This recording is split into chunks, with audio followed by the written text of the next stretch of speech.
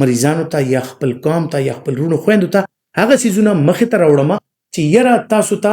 د ډاکټر د دوا د علاج د دې ضرورت کم نه کم وي. ته په خپل کور کې په خپل ژوند کې په خپله څه داسې کولی شي چې تا ته دا سيزونه کم نه کم شي. عزتمندو کله تاسو سره داسې شوي دي چې په ناسته باندې एकदम د طبیعت خراب شي، په تا باندې یو یره راشي او سوچ کې چې یره څه کیدونکي دي، د زړه رفتار تیز شي، په وجود باندې خوله راشي، وجود رپېدل شروع شي او داسې یو کیفیت په بنده باندې راشي چې سوچ کې چې یره دا خو څه کیدونکي دي او داسې یره په انسان راشي، نو دې ته انزایټي وایي، یعنی پریشانی، وهم. داسې څیزونه دي چې اکثر خلک دې ته تر مخه وي. بعضې نیم خلکو ته دا عاصم کیدی شي، بعضې نیم خلک څه واقعیات داسې وي چې هغې ته مخامخ شي، هغې سره دا څیزونه کیږي. بعض اوقات خلک هغه ماحول کې څه داسې څیزونه وي لکه ډېر خلک د تنهایۍ نه یریږي، دا سچویشن پې راشي. ډېر خلک داسې چې که تی چېرته ګڼې ته ور مخامخ کې ډېر زیات خلک وي، هغې کې پې دا یره راشي، خولې پې راشي، وجود یې رپېږي. ډېر زیات خلک داسې وي چې هغې ته مختلف څیزونو نه دا فوبیا یعنی دا یره وي چې چېرته بند ځای کې ګیر شو. بعضې نیم خلکو ته چې کوم دی نو مختلف وهمونه وي چې هغه صورت ته مخامخ شي او دغه کنډیشن پې راشي، نو دا کم څیزونه چې ما وویل دا هغه ته فیل کېدل شروع شي. نو دې ته دا علامات چې کوم دي دا د انزایټي علامات دي، یعنی د غبراهټ علامات دي. دا اکثر په بدن باندې هم خلکو ته دا اثرات محسوسېږي. کله کله بدني اثرات ته دي بالکل نه لکه څنګه چې تاسو ته ویل چې وجود رپېدل یا زړه درزېدل یا په خوله وچېدل یا په تندي باندې خوله راتلل یا دا یره راتلل چې یره ما باندې خو څه چل وشو. کله کله دا پینیک اټیک چې کوم دی دا سچویشن دا بالکل نه. او د انزایټي چې کوم دی نو د دې واحد چې کوم اثر دی نو هغه فزیکل نه وي، یعنې ستا په وجود باندې نه وي، بټ مینټلي یا ذهني طور ته باندې یو داسې سټرس وي چې بغیر د څه وجې ته پریشانه وي او ستا ذهن کې دا خوف او دا یره وي چې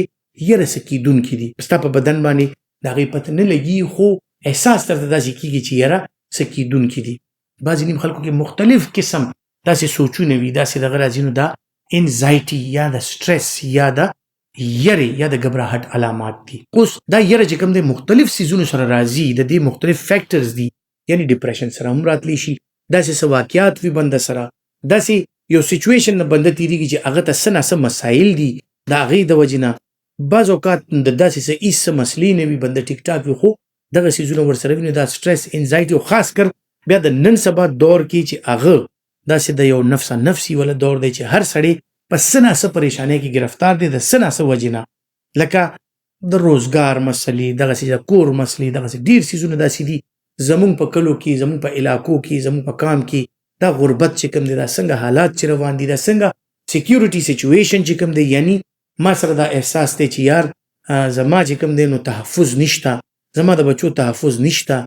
زما یا زما د بچو د مستقبل دپاره چې کوم دی نو حالات داسې دي چې زما بچي په مستقبل کې څه کوي، زما کشران به څه کوي، ځکه چې دا کم حالات دي. نو یقینا چې که هغه مشر دی، که هغه ځوان دی، که هغه ماشوم دی، سټوډنټ دی، نو د خپل مستقبل باره کې او دا کم قسم حالات چې کوم دي، دا کم قسم سچویشن نه چې مونږ تېرېږو، نو په دې کې یو لازمي او یو قدرتي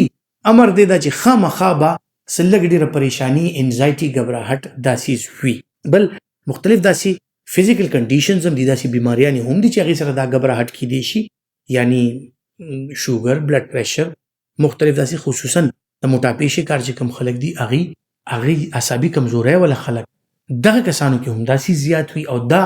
غبراهټ چې کوم دی نو دا په کومو طریقو باندې ختمولی شو، یعنی ضروري نه ده چې د هر څیز دپاره مونږ دوایي استعمال کړو، دوایانې ضرور شته دی، خو که دا غبراهټ، دا انزایټي، دا پریشاني او داسې حد ته ورسي چې کوم زموږ لایف سټایل دغه دی، لایف سټایل دی، کوم زموږ د ژوند تېرولو طریقې دي چې هغه مونږ چینج کړو، د هغې باوجود هم دا راځي، نو بیا یقینا چې تاسو ته د سایکیاټریسټ یا میډیکل سپیشلیسټ یا پوهه ډاکټر ضرورت دی چې هغه تاسو ته انزایټي، سټرس یا دا غبراهټ کمولو دپاره مختلف قسم دوایان هم درکولی شي. خو چونکې څنګه چې تاسو ته پته ده چې زما دا خبرې تاسو سره دا په دې باره کې وي چې زه تاسو د دوایانو نه وساتمه، بطور یو ډاکټر زما دا ایمان دی چې زه خپل مریضانو ته یا خپل قوم ته یا خپل رونو خویندو ته هغه څیزونه مخې ته راوړم چې یره تاسو ته د ډاکټر د دوا د علاج د دې ضرورت کم نه کم وي. ته په خپل کور کې په خپل ژوند کې په خپله څه داسې کولی شي چې تا ته دا څیزونه کم نه کم شي. نو د ټولو نه اول دا پریشانی، دا انزایټي، دا غبراهټ د دې کمولو دپاره ټول نه ضروري څیز دا دی چې یره ته مینټلي پیسفل وي، تا اعصابي تناو ډېر کم وي، تا باندې ذهني بوج ډېر کم وي. نو د هغې دپاره مختلف څیزونه دي چې کوم څیز داسې دی چې هغه ستا په وس کې نه دی، د الله په وس کې دی، نو په الله باندې توکل وکړه او الله ته یې پرېږده چې کوم څیز کې ته چینج نشي راوستی یا ستا افرټ پکې چینج نشي راوستی، نو هغه د الله په آسره باندې پرېږده چې یاره الله به دا څیز ټیک کوي. او دا ایمان دی زموږ به طور یو مسلمان چې او الله پکې بهتري راوستی شي به طور یو انسان زما دا وس کې نشته زه دې کې چینج راولم، نو دې سره هم ډېر چینج راشي. که ته ستا افرټ سره دا شی چینج کیدی شي، خپل هارټ آوټ افرټ وکړه، خپل پوره افرټ وکړه، خو ریزلټ نتیجه ادا الله په لاس کې پرېږده. او دا څیزونه چې کوم دی نو ته خپل افرټ پورې ګرم یې چې ته خپل افرټ وکړې او د هغې باوجود هم څه څیز وي او نه کېږي، نو بیا د الله په لاس کې دی، خو ستا افرټ چې کوم دی نو ضروري دی. نو موږ به څیزونه داسې نه پرېږدو چې زه دې بس بړستن واغوندم، زه دې سملم، زه دې خپل افرټ نه کوم. بېشکه چې انسان پیدا د کوشش دپاره دی، د افرټ دپاره دی، خپل حتی الامکان کوشش دا به مونږ کوو په هر یو څیز کې چې دا څیز دا مسله یا کومې وجې نه چې ما ته دا انزایټي دی چې زه لرې کړم، خو که زما افرټس ډېر هم زیات شي نو د الله د رضا او د هغه د فضل نه بغیر نه کېږي، نو هغې دپاره به مونږ دعا ضرور کوو. بل ځان چې کوم دی په یو داسې څیز کې مشغول کا چې ستا ذهن شیټرډ نه وي، سکیټرډ نه وي، خور وور نه وي، دا په یو شیز باندې فوکسډ وي، په یو شیز باندې منتج وي، په یو شیز باندې ته خپل ټوله انرژي په هغې مرکوز کا، نو بیا انشاءالله دا ضرور کیږي. شیټرډ ذهن چې کوم دی نو هغې کې مختلف سوچونه راځي چې کوم تا دې طرفونو ته بوځي. خپل سوچ په ځای ته راوستلو دپاره چې کوم دی نو هغه دا ده چې د خپل پرابلم یو انالیسز وکړه، هغې ته کښېنه چې زما دا پرابلم څه دی بنیادي طور، او دا پرابلم حل کېدو کې چې کوم دی نو زما به څه افورټ وي،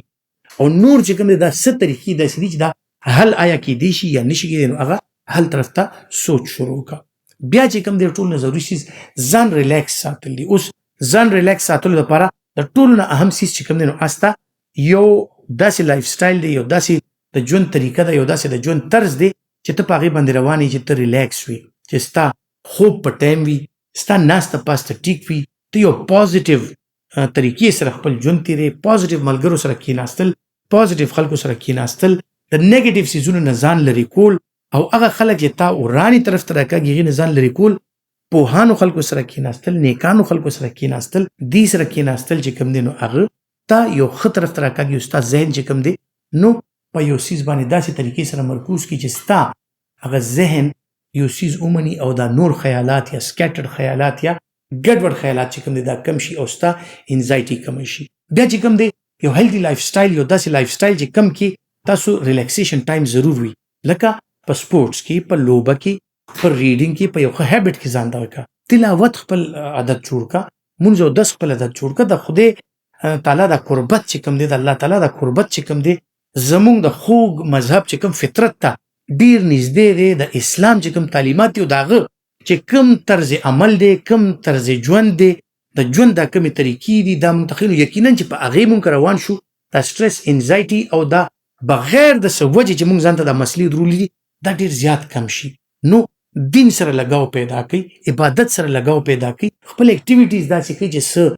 هیلدي اکټیویټیز وي، لکه ونو بوټو سره مینه کوه، باغچې ته لاړ شه، ونو بوټو سره کښېنه، رمبې راواله، څه ګلونه وکره،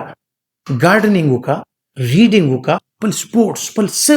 اکټیویټي کې چې کوم دی نو ځان بیزي کړه، خپلو ملګرو له ټایم ورکړه، خپل ژوند کې یو داسې ټایم پیدا کړه چې تا له ملګري راشي، نو هغې سره یقیني طور چې کوم دی نو دا ورسره ډېر ښه شي. نو کوشش کوئ چې ډېر سمپل لایف تېروئ، ډېر په پرسکون طریقې سره خپل ملګري ځان ته رانږدې کړي، خپله فیملي ځان ته رانږدې کړئ، خلک ځان ته رانږدې کړئ، خلکو سره داسې رویه جوړه کړئ چې تاسو خلکو ته نږدې شئ، نو یقینا چې دغه د اسلام تعلیمات هم دي، دا د انسانیت تعلیمات هم دي، او دې سره تاسو بیا وګورئ چې ستاسو انزایټي، ستاسو پریشانیانې او دا څومره حده پورې کمیږي. امید لرم چې دا معلومات به ستاسو لپاره فایدهمند وي. ویډیو به رانه اوږده شي، په دې موضوع به نور هم خبرې انشاءالله کوو، چېرته بله ویډیو کې به زه تاسو ته نورې طریقې هم داسې ښیم انشاءالله. دا ویډیو لایک ضرور کړئ، دا شیر ضرور کړئ، او خپل ډېر خیال ساتئ. الله پامان.